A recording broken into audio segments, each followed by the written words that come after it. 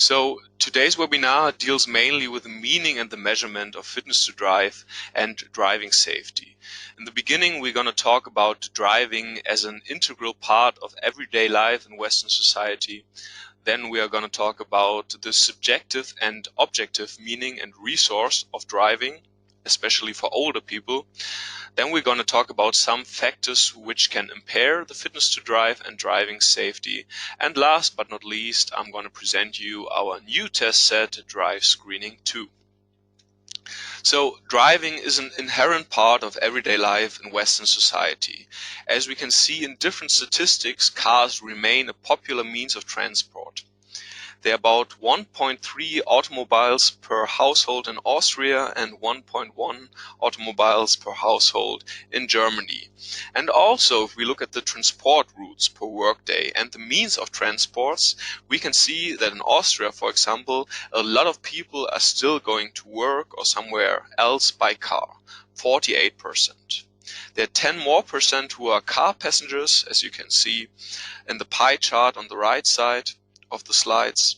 There are about 21% who are pedestrians, 3% who are cyclists, and 18% are using public transport.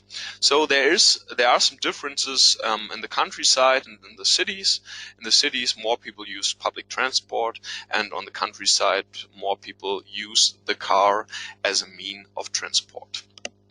So driving is not only an inherent part of everyday life in our society, it is also a very important resource, especially for seniors.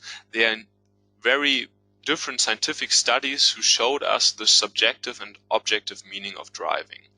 Driving, for example, is related to autonomy and independence, especially in older people. It is related to social inclusion, the quality of life, and emotional stability. I myself used to work in a geriatric rehabilitation clinic, and there were a lot of different patients, for example, with dementia, mild cognitive impairment, and stroke, and with different medication.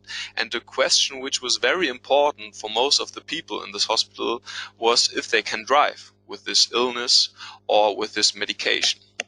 So the mobility in the old age becomes increasingly important in a society that is living longer. There are a lot of statistical predictions which show us the alteration of the population's age structure. So on the left side you can see the age structure in Germany in the year 2018.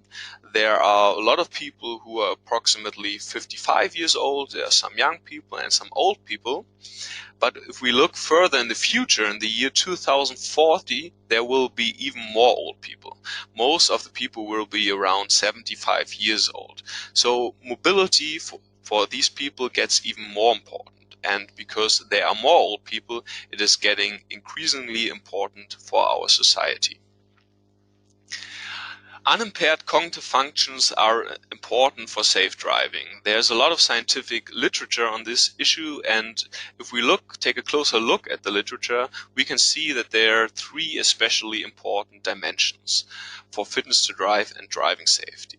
One of them is attention. So if I'm on the road, I have to attend to different cues. I have to look at the traffic lights, have to look at pedestrians and at other cars, and I have to focus on these different kinds of information. Then, of course, the executive functions are very important. I have to be cognitive flexible. I have to adapt to new information, and also the visual spatial perception is important as well. But there are actually various factors that can impair the cognitive dimensions which are relevant for driving safety and fitness to drive. Cognitive impairments occur in neurological and psychiatric disorders and during drug treatment, for example.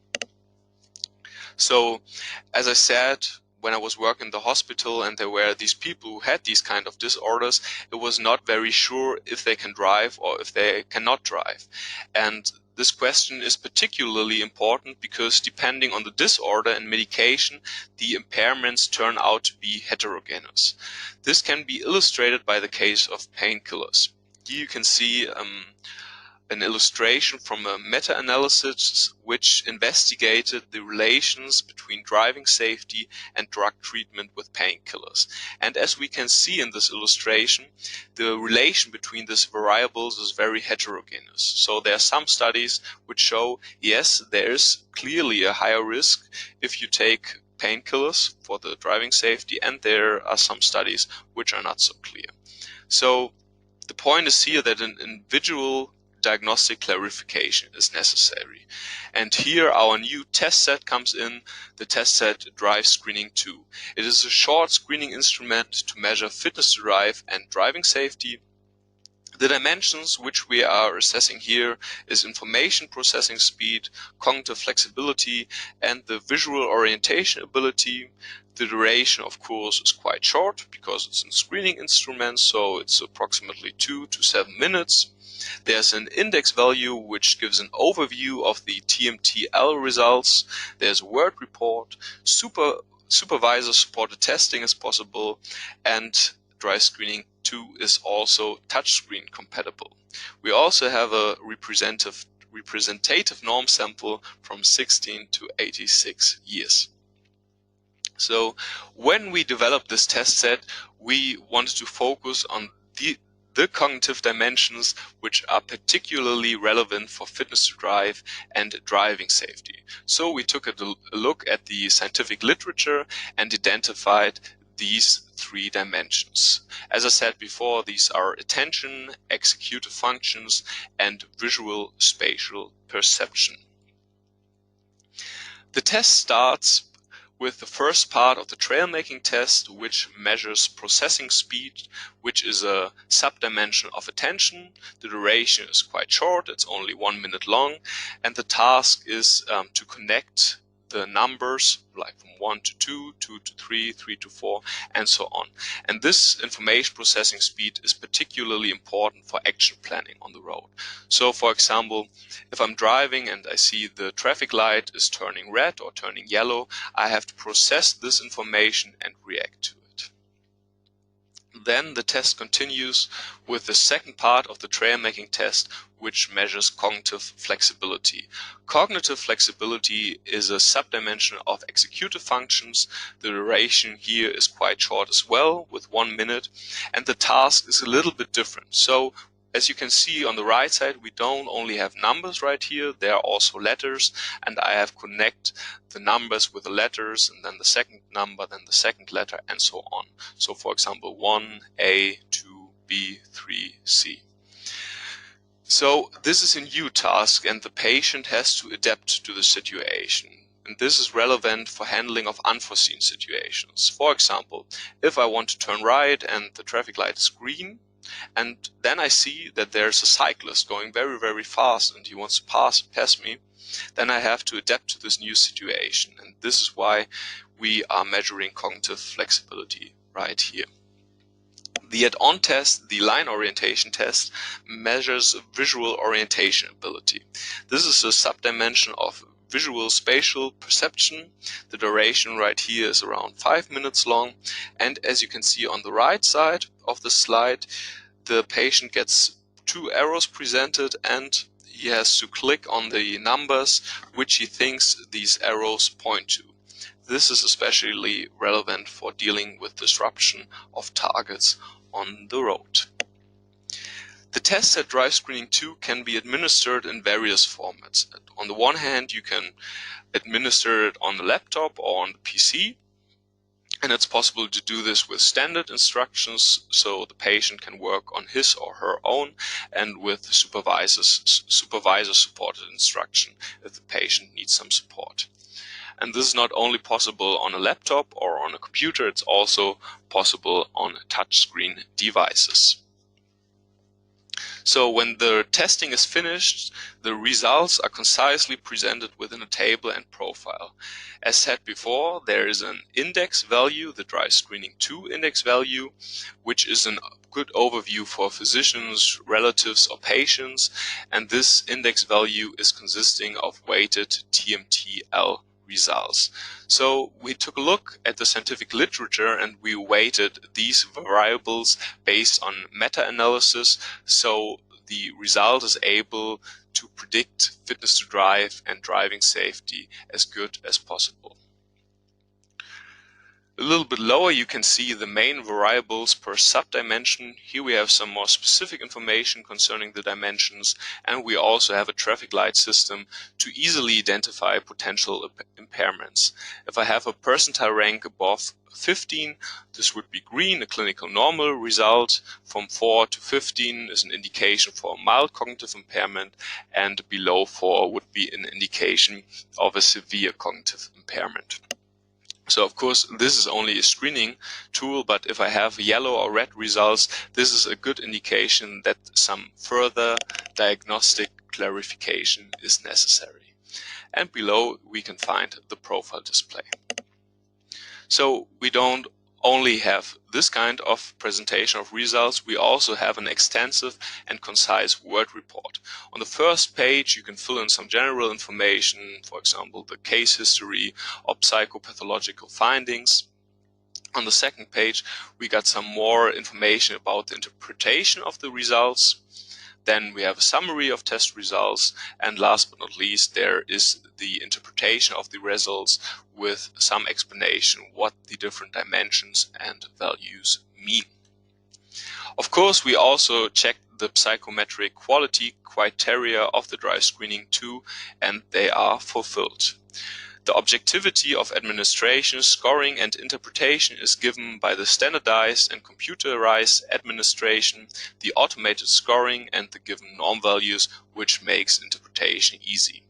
Reliability is also given. We check the Cronbach's alpha and the greatest lower bound, which is a more modern type of reliability, and the reliability is sufficient. Of course, we also took a look at the validity. We examined the construct validity by confirmatory factor analysis concerning the TMT and by relations to constructs which are close or distant to the proposed dimension which we want to measure in case of the LUT. We checked this by the multi-trait, multi-method approach, which you probably know by Campbell and Fiske. Noteworthy is here that the relations between the test paradigms and driving behavior are shown in various scientific studies. So we're talking about criterion-related validity here. Various studies show that the tests of DRIVESC2 are linked to performances in driving tests, to safety-related mistakes, to navigation performance in clinical and also in non-clinical samples. Because here at TrueFreed we value scientific research, this test set DRIVESC2 is currently being validated in an additional study as well. The research question right here is the DRIVESC2 able to predict the fitness to drive in cognitive impaired persons? Here we have a well-known cooperation partner, Dr. Brunauer from the University of Munich.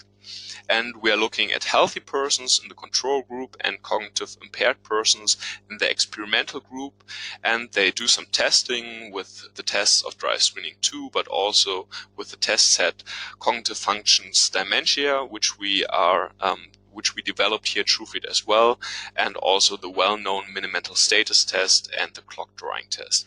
And we are going to check which of these tests and variables are able to predict the results of a standardized driving test, the Wasserburger driving behavior test. So to summarize this webinar, why should I even choose the test set DRIVESC2? The test set is relevant. Driving is an important objective and subjective resource. It is flexible. It is possible to administer it in different formats, for example in touchscreen or normal computer.